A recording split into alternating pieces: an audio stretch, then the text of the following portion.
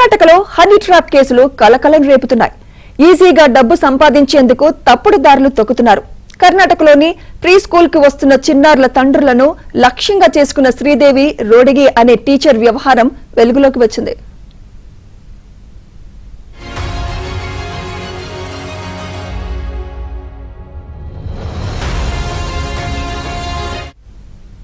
Bengaluru Mahalakshmi layout లో శ్రీదేవి అనే యువతి ప్రీ స్కూల్ నిర్వహిస్తోంది. అదే ప్రాంతానికి చెందిన వ్యాపారి అదే స్కూల్లో తన 2 పిల్లలను చదివిస్తున్నాడు. పిల్లల కోసం తరచూ స్కూల్ కు వెళ్తున్న క్రమంలో శ్రీదేవితో పరిచయం బాగా పెరిగింది.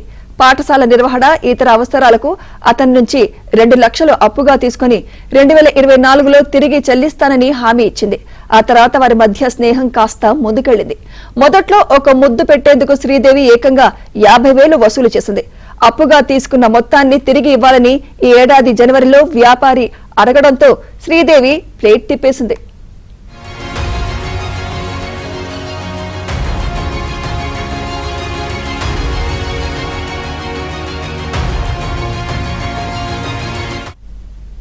రౌడీ షీటర్లు గణేష్ కాలే, సాగర్ మోరేతో కలిసి శ్రీదేవి వ్యాపారిపై దౌర్జన్యానికి దిగింది. మార్చి 17న వ్యాపారికి ఫోన్ చేసి 50 లక్షలు ఇవ్వాలని, లేకపోతే వీడియోలు, చాటింగ్ భార్యకు పంపుతానని బ్లాక్మెయిల్ చేసింది. దీంతో వ్యాపారి నేరుగా సీసీబీ పోలీసులకు ఫిర్యాదు చేశారు.